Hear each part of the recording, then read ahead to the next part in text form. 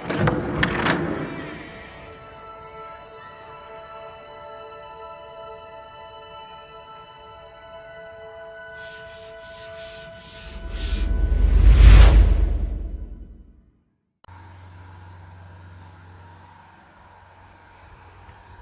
Everyone, once again very warm welcome in my video. आप सबका स्वागत है। I am Dhananjay from Dhananjay classes Aligarh. जैसा कि मेरे रेगुलर व्यूअर्स जानते हैं, मेरा कुछ समय से डिस्कशन चल रहा है बेसिक कॉन्सेप्ट्स को लेकर, केमिस्ट्री की कुछ एक बेसिक नॉलेज को लेकर। तो उसी क्रम में माय डियर्स, आज मैं आपके साथ डिस्कस करने जा रहा हूं रदरफोर्ड एक्सपेरिमेंट को लेकर। रदरफोर्ड एक्सपेरिमेंट, तो आइए डिस्कस करते हैं आज के अब वीडियो में रदरफोर्ड एक्सपेरिमेंट।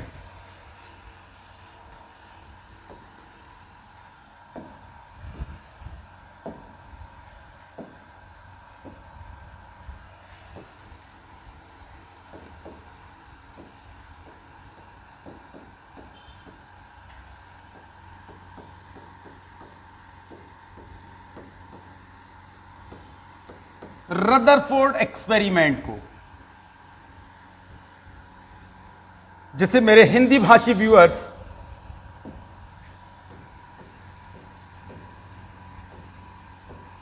रदरफोर्ड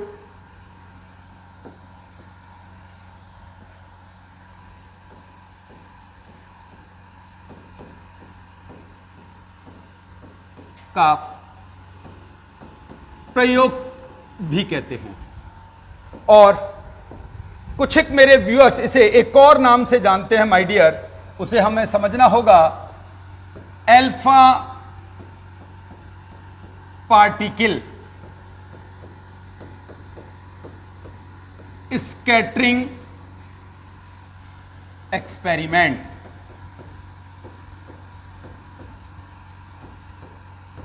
तो माय डियर, कुछ एक मेरे व्यूअर्स शायद इसे अल्फा कण के प्रकीर्णन के प्रयोग के नाम से भी जानते हैं। आइए पहले जानने की कोशिश करते हैं ये किसने एक्सप्लेन किया, किन ईयर में डिस्कस किया। तो माय डियर, ये घटना है नियर अबाउट 1911 की। कब की इंसिडेंट है माय डियर्स? 1911 की। हमारे एक साइंटिस्ट हुआ करते थे, नाम लिखता हूं जिससे आप लोग समझ लें इनके नाम।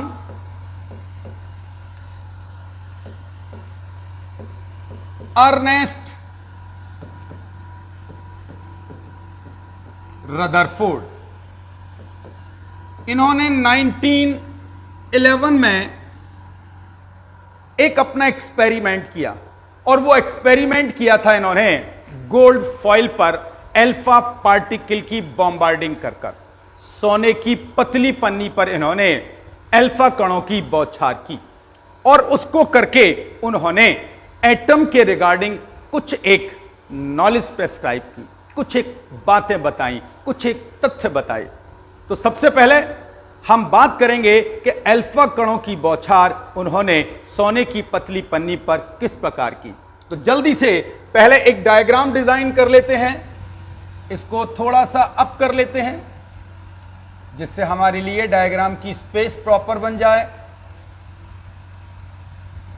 ठीक है, तो आइए मेरे साथ मेरे व्यूअर्स एक डायग्राम डिजाइन करते हैं, और इस अल्फा पार्टिकल स्कैटरिंग का एक पहले इमेज के माध्यम से समझने की कोशिश करते हैं आखिर ये एक्सपेरिमेंट क्या है, कैसे है, और ये किन कंडीशंस के अंदर किया गया था। थोड़ा सा पेशेंस रखिएगा माय डियर, जब तक इस डायग्राम को डिजाइन कर रहा हूं। उम्मीद है आप समझ पा रहे हैं। विदाउट डायग्राम हम और आप दोनों ही शायद इसको अच्छे से ना समझ पाएं, और ये डायग्राम हमें हेल्प करेगा इस एक्सपेरिमेंट को शायद जल्दी से समझने में। बस थोड़ा सा पेशेंस चाहता हूं आप सबसे।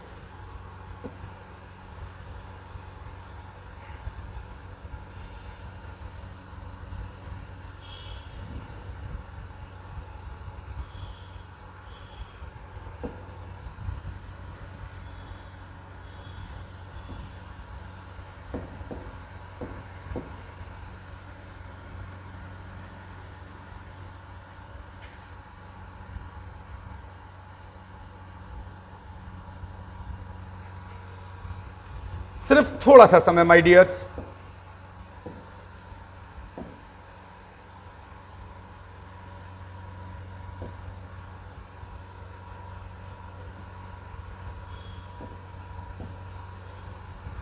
और एक गोल्ड फॉइल भी इसके अंदर डिजाइन कर लेते हैं जल्दी से, जो हमारे इस एक्सपेरिमेंट को हमें समझने में अच्छे से हेल्प कर पाएगी। वापस कहूंगा, बस डायग्राम बनने तक थोड़ी सी पेशेंस रखिएगा, और उसके बाद शायद मैं ज़्यादा कैपेबल रहूंगा आपको इस डायग्राम को समझाने में।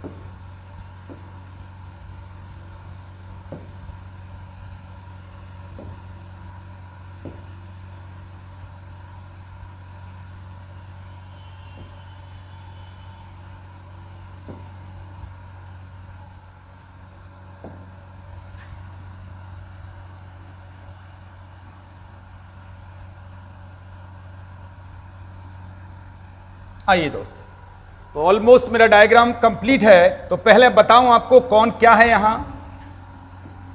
ये एक लेड कक्ष है।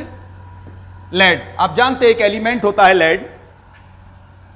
इसे जिसे आप देख रहे हैं, ये रेडियम है मेरा। इसे आप देख पा रहे होंगे, ये गोल्ड फॉइल है। यानी कि जो लोग गोल्ड फॉइल से नहीं समझ पाए, अब समझ जाएंगे। सोने की पन्नी।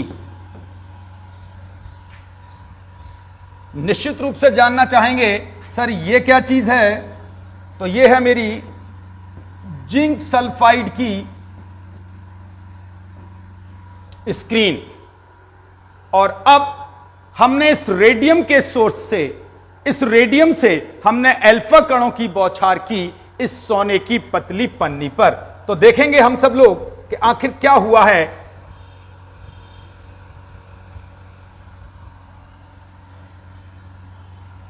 वापस वही शब्द कहूंगा, थोड़ा सा पेशेंस रखिएगा, जिससे आपको शायद ज्यादा अच्छे से समझा पाऊंगा अपनी बात।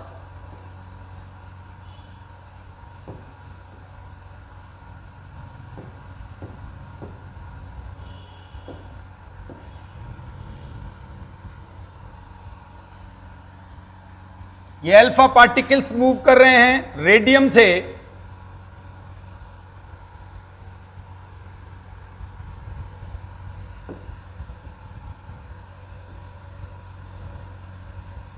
और उम्मीद है वो आप सबको क्लियर विजिबल हो भी रहे होंगे। गोल्ड फॉइल की तरफ जा रहे हैं ये सब।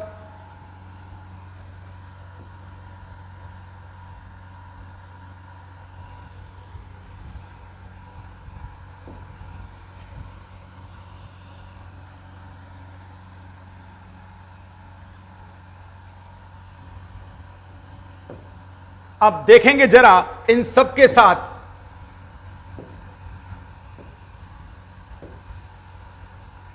क्या क्या चेंजेस हुए हैं और किस तरीके से इन्होंने बिहेव किया है। मैंने जानबूझ के कलर कोड लगा रहा हूं जिससे आप लोग मेरे इनको एकदम अच्छे से समझ सकें कि कौन किधर की तरफ गया है और क्यों गया है। तो ये जो ब्लू कलर के ट्रिक हैं उनसे हमें क्लियर पता पड़ जाता है कि ये हमारे एक अल्फा पार्टिकल सब स्टेट गए हैं,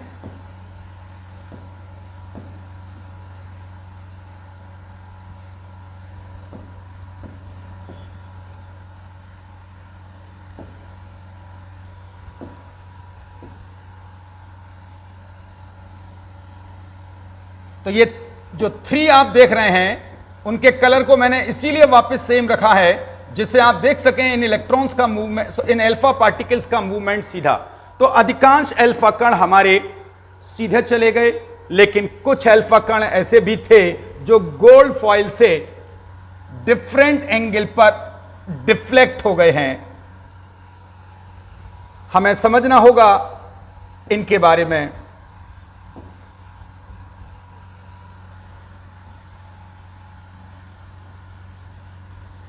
और उम्मीद है अब आप इस डायग्राम से समझ पाए होंगे कि आखिर क्या हुआ। हमारे रेडियम से अल्फा पार्टिकल्स, तो आप इसे चाहें तो इस पर लिख सकते हैं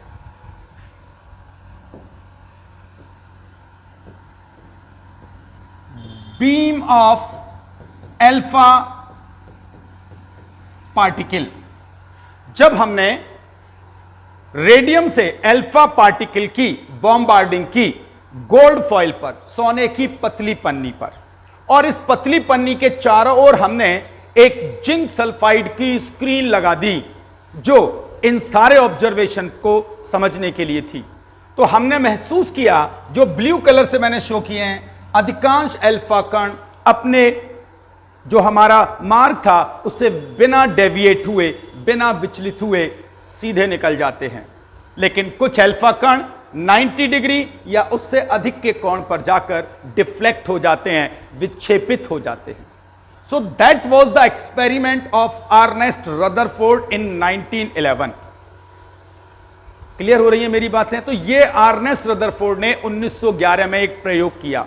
अब सवाल ये, तो सर आखिर उन्होंने इस एक्सपेरिमेंट से क्या गेन किया? तो आइए उसके लिए वापस पहले एक दो चीजें समझनी होंगी हमें कि इस प्रयोग के अंदर जब अर्नेस्ट रदरफोर्ड ने अल्फा पार्टिकल्स की बॉम्बार्डिंग की तो उन अल्फा पार्टिकल की बॉम्बार्डिंग के वक्त अल्फा पार्टिकल की एनर्जी कितनी थी? तो आपकी जानकारी के लिए जो अल्फा पार्टिकल की एनर्जी थी that was near about to 5.3 से 5.5 MeV। MEV का मतलब million electron volt. That was the unit, that is the unit of energy. यानी कि जो हमारी अल्फा पार्टिकल की बीम थी तो उस अल्फा पार्टिकल में कितनी एनर्जी थी? वो एनर्जी थी हमारे अल्फा पार्टिकल में 5.3 से 5.5 मिलियन इलेक्ट्रॉन वोल्ट की। The first knowledge. Second knowledge, sir इन्होंने रदरफोर्ड ने अपने इस एक्सपेरिमेंट के अंदर गोल्ड फॉइल का ही इस्तेमाल क्यों किया? सोने की पतली पन्नी का इस्तेमाल क्यों किया? क्या वो किसी और मेटल की नहीं ले सकते थे? यदि ऐसा सवाल आपके ब्रेन में आ रहा है तो तय मानिएगा फ्रेंड्स, आप बिल्कुल रदरफोर्ड की तरह ही सोच पा रहे हैं, यानी आपके पास साइंस वाला ब्रेन ही है। तो माय डियर, गोल्ड फॉइल लेने के पीछे इकलौता रीजन था सोने की, गोल्ड की मैलिएबिलिटी। यदि आप मेटल्स के कैरेक्टर जानते हैं, यदि आपको मेटल्स की कैरेक्टरिस्टिक प्रॉपर्टीज पता है, तो आपको पता होगा गोल्ड यानी सोने की मैलिएबिलिटी यानी कि आघात वर्धनीयता, चोट मारने पर फैलने की प्रवृत्ति सभी मेटल में सबसे ज्यादा होती है। क्योंकि गोल्ड की आघात वर्धनीयता सबसे ज्यादा है, जो इंग्लिश व्यूअर्स हैं मैलिएबिलिटी सबसे ज्यादा है, इसीलिए रदरफोर्ड ने गोल्ड को अपने इस एक्सपेरिमेंट में एज ए मेटल सेलेक्ट किया था। सवाल, क्या सर हम इसकी जगह सिल्वर या अन्य प्लेटिनम जैसी मेटल को नहीं ले सकते थे? ले सकते थे। तो रीजन क्या है इस गोल्ड को चुनने का? जो सबसे बड़ा रीजन था माय डियर, वो था गोल्ड की, लिख देता हूं जिससे आप लोग समझ सकें इस बात को कि किस स्पेशलिटी का चुनाव किया गया था।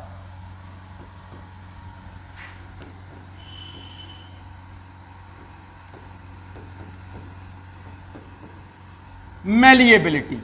और जो हिंदी भाषी मेरे व्यूअर्स हैं शायद नाराज हो रहे होंगे, मैलिएबिलिटी तो सर समझ ही नहीं आया।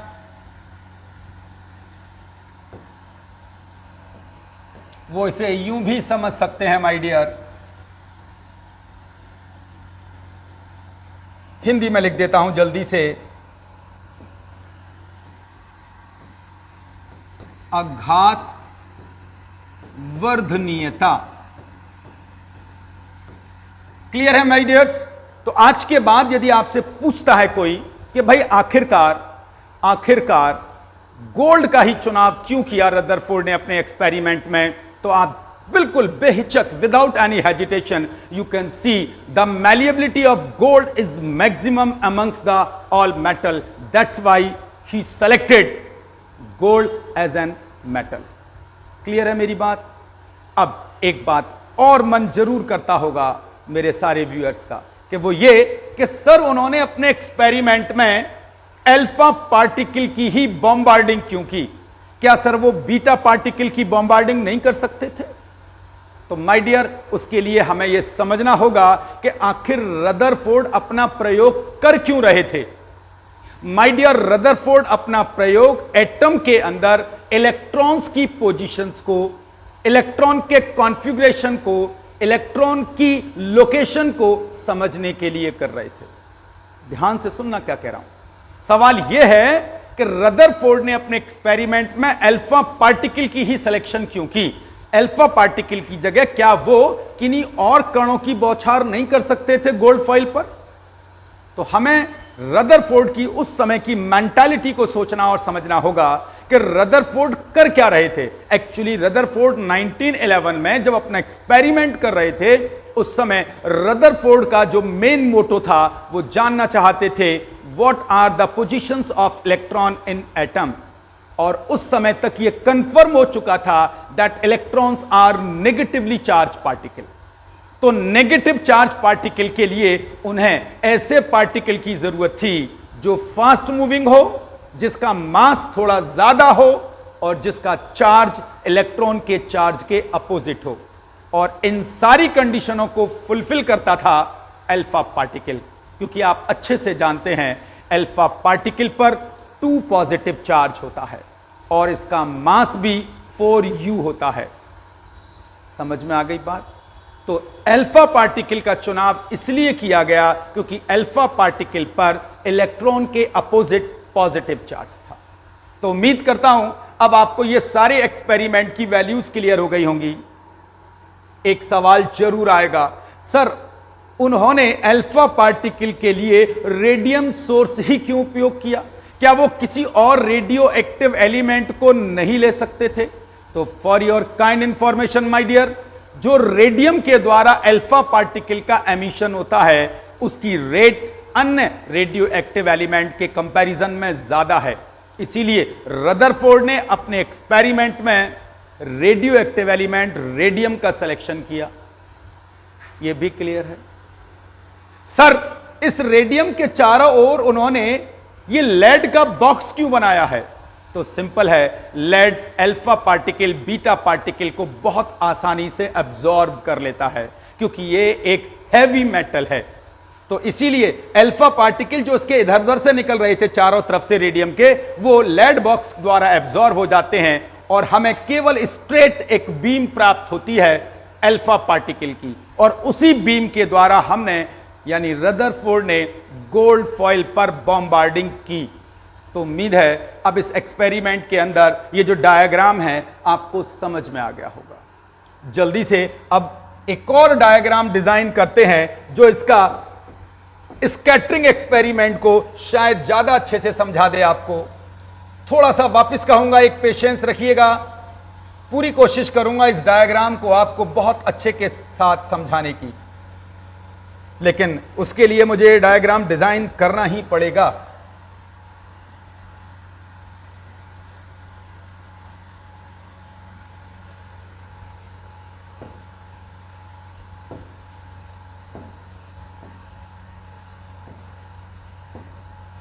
माय डियर, ये मैंने एक एटम डिजाइन कर लिया है, ये मेरा गोल्ड एटम है, और अब मैं इसमें अल्फा पार्टिकल्स की बॉम्बार्डिंग करने जा रहा हूं। वापस वही शब्द इस्तेमाल करने जा रहा हूं, जस्ट हैव पेशेंस। थोड़ा सा धैर्य चाहता हूं आप सबसे माय डियर।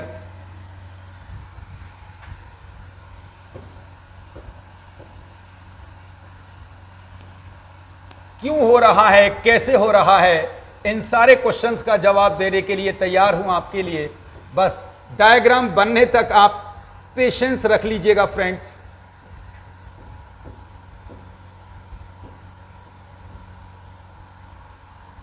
ये वो अल्फा पार्टिकल्स हैं माय डियर जो मेरे एटम से पास हो गए।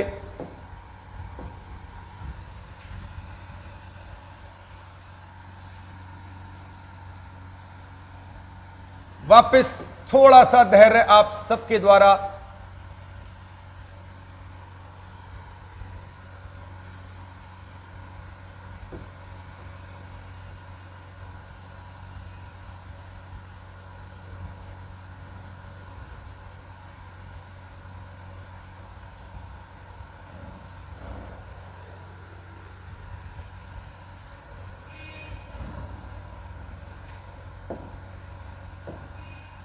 सिर्फ कुछ सेकंड और लूंगा आप सबसे इस डायग्राम को डिजाइन करने के लिए।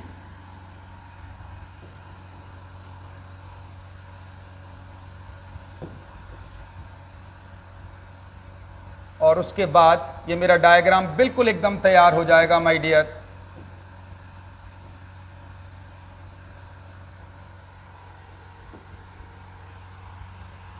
जानबूझकर इस डायग्राम को डिजाइन करते वक्त हमें एक बात ध्यान रखनी पड़ती है, वो ये कि हमारे जो इलेक्ट्रॉन का डिफ्लेक्शन है वो किस प्रकार से हुआ है, वो हमें एकदम अच्छे से समझना होगा।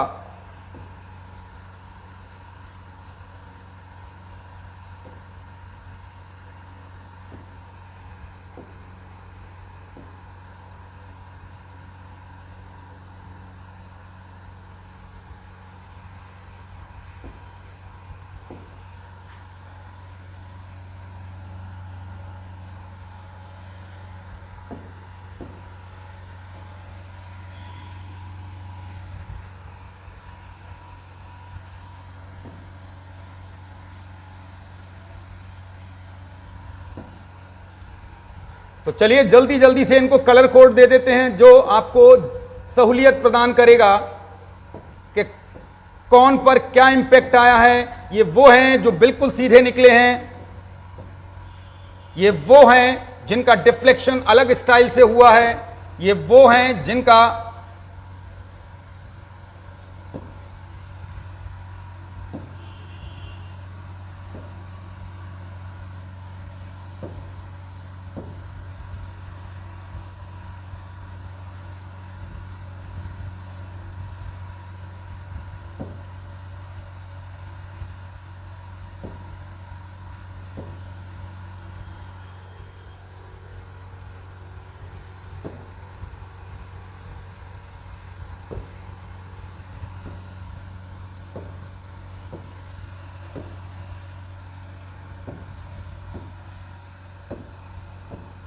तो माय डियर, अब आपको शायद ये कलर कोड बता रहा होगा इलेक्ट्रॉन किस प्रकार डेविएट हुए हैं। माफी चाहूंगा, अल्फा पार्टिकल्स। तो जल्दी से अब इनको स्मूथ कर देते हैं और इन सभी जगह अपन अल्फा पार्टिकल्स लिख लेते हैं। ये सब अल्फा पार्टिकल की बॉम्बार्डिंग हो रही है। तो आप देख सकते हैं भाई इस डायग्राम कि अल्फा पार्टिकल में जो ब्लू कलर से मैंने अल्फा पार्टिकल का मूवमेंट दिखाया है, अधिकांश अल्फा कण विदाउट डेविएट हुए हमारी गोल्ड फॉइल से। ये क्या है? हमारा गोल्ड एटम।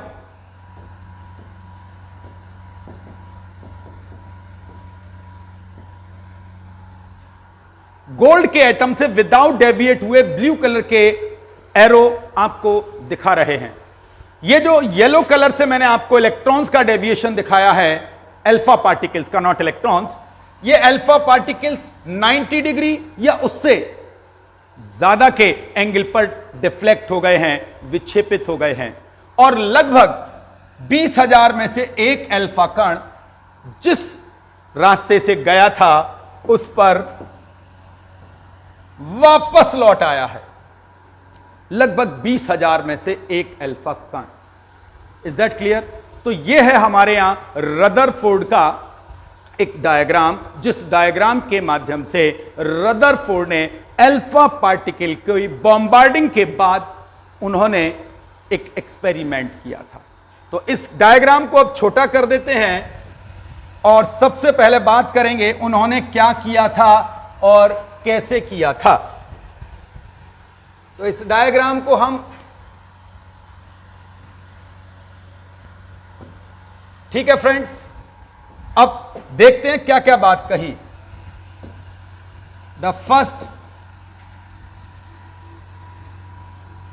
प्रयोग की बात कर रहा हूं, उनने एक्सपेरिमेंट क्या किया था उसकी बात कर रहा हूं।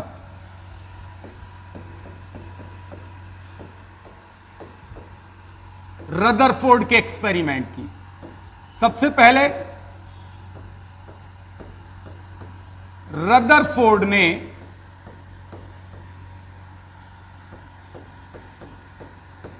सोने की पतली पन्नी, पतली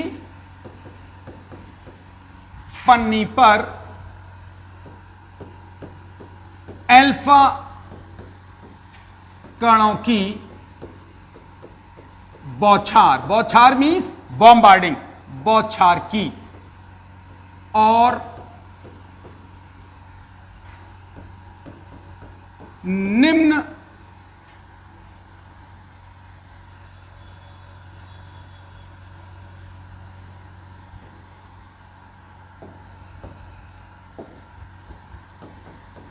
निष्कर्ष प्राप्त किए। तो जब अल्फा कणों की बौछार की रदरफोर्ड ने सोने की पतली पन्नी पर, तो कौन कौन से उनके निष्कर्ष थे? नंबर 1,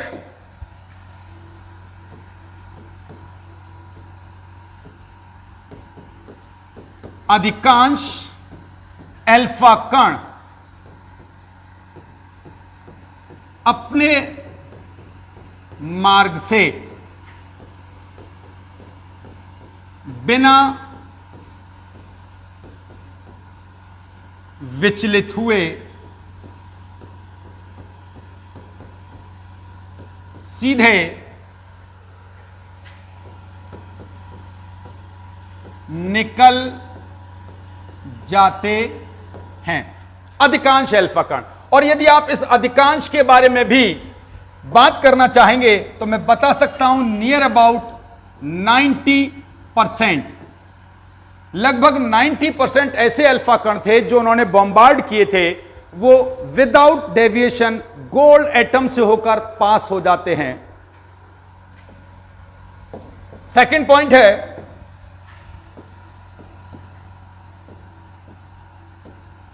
बहुत कम अल्फा कण अपने मार्ग से 90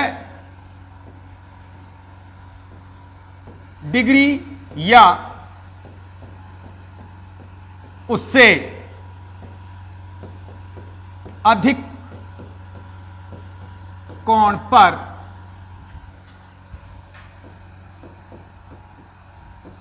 विक्षेपित, विक्षेपित का मतलब डिफ्लेक्ट हो जाते हैं।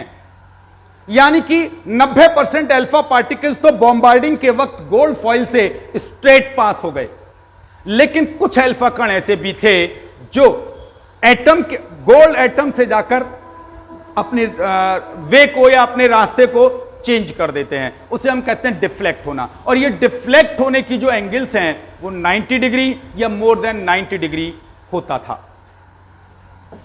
और तीसरा और आखिरी पॉइंट,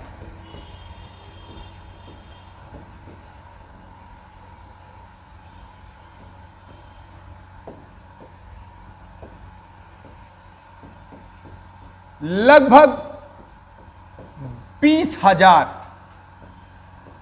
में से एक अल्फा कण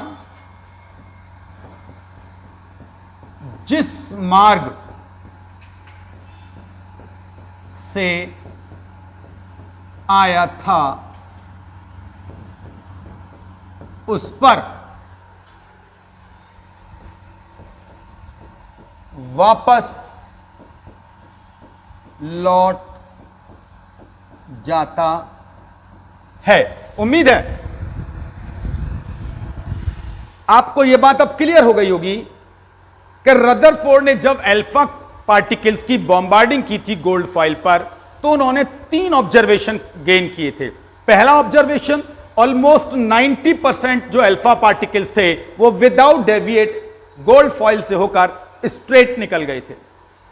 बहुत कम पार्टिकल ऐसे थे जो 90 डिग्री या 90 डिग्री से हायर एंगल पर अपने मार्ग से डेविएट हो गए थे, डिफ्लेक्ट हो गए थे।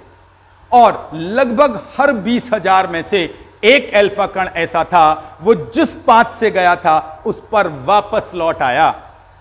So that was the experiment of Rutherford, that was done in 1911। अब बात ये, तो सर आखिर इस एक्सपेरिमेंट के बाद रदरफोर्ड ने कंक्लूजन क्या निकाला? तो आइए जल्दी से आप रदरफोर्ड के कंक्लूजन की बात भी कर लेते हैं।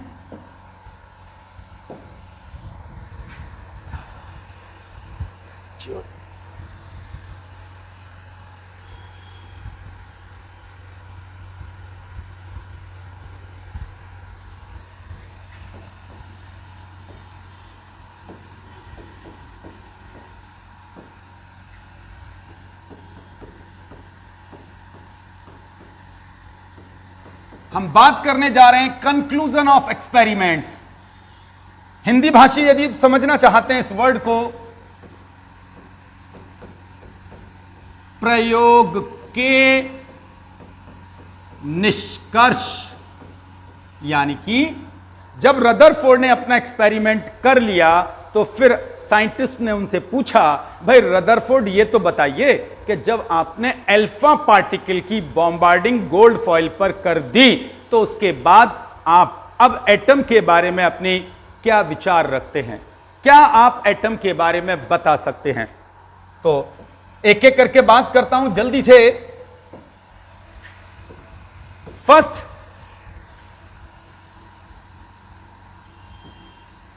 रदरफोर्ड ने बताया परमाणु का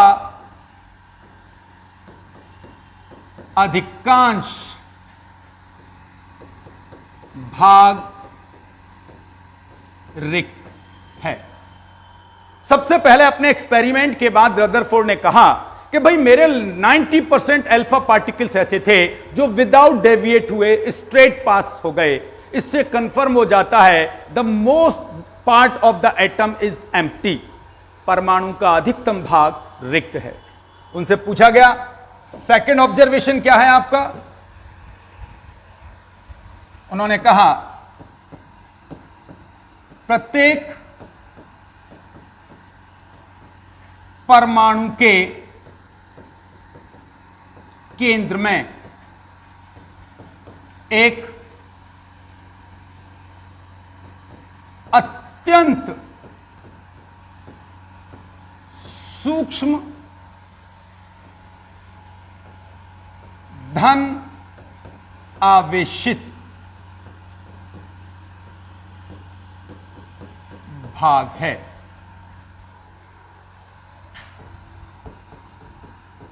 जिसे उन्होंने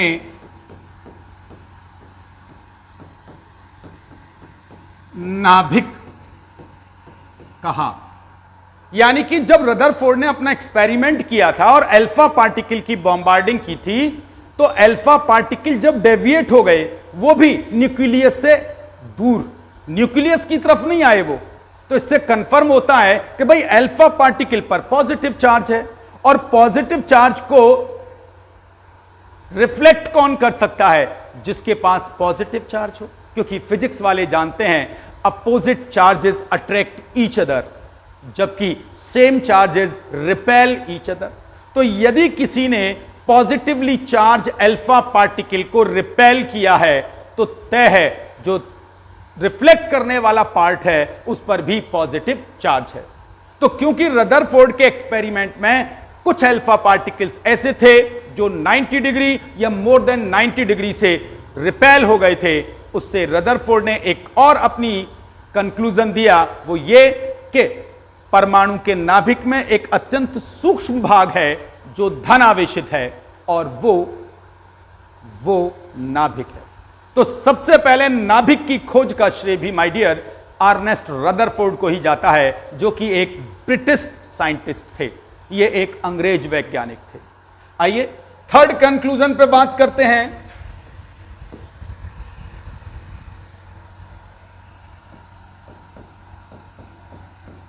नाभिक का आयतन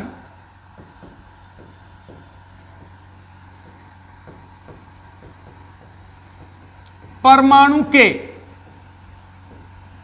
कुल आयतन का 10 की घात -15वां भाग है। इतना छोटा वॉल्यूम है न्यूक्लियस का एटम के कंपैरिजन में।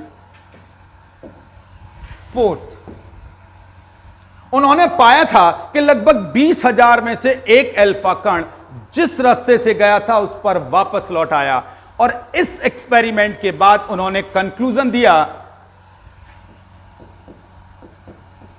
नाभिक अत्यंत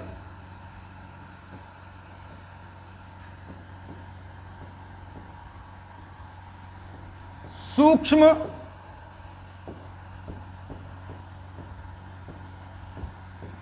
व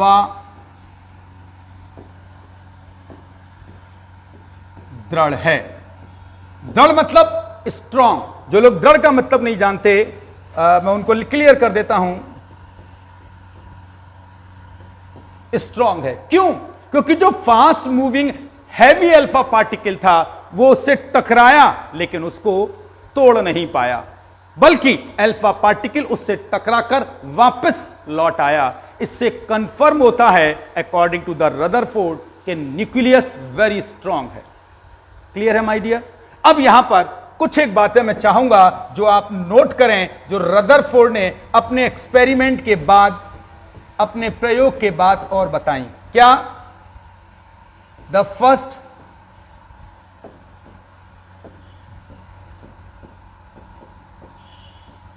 परमाणु की त्रिज्या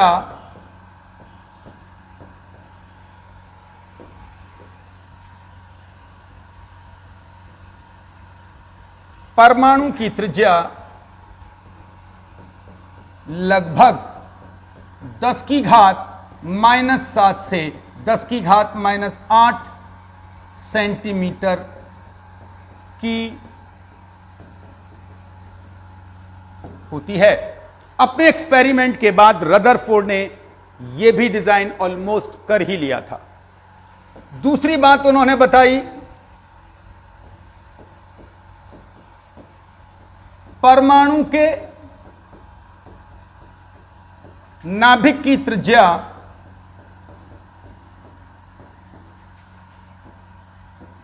लगभग 10 की घात -12 से 10 की घात -13 सेंटीमीटर की होती है। यानी इन दो चीजों को भी बहुत स्ट्रांगली डिफाइन कर दिया था रदरफोर्ड ने after the various experiment on atom.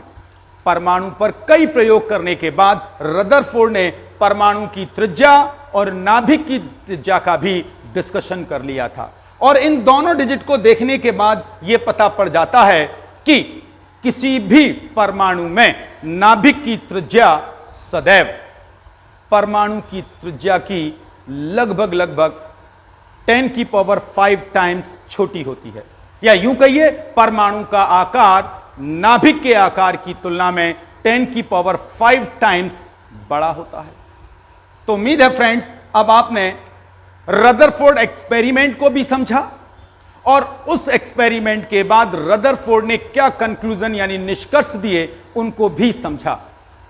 और अब भी आपको यह रदरफोर्ड का एक्सपेरिमेंट टफ लगता है या मेरे द्वारा किसी भी नॉलेज से अभी भी आप सहमत नहीं हैं, तो वापस वही कहूंगा, वीडियो के नीचे कमेंट बॉक्स में जाइएगा, अपनी क्वेरीज को रेज करिए। मैं कोशिश करूंगा आपकी इन क्वेरीज को प्रॉपर तरीके से रिजॉल्व करने की।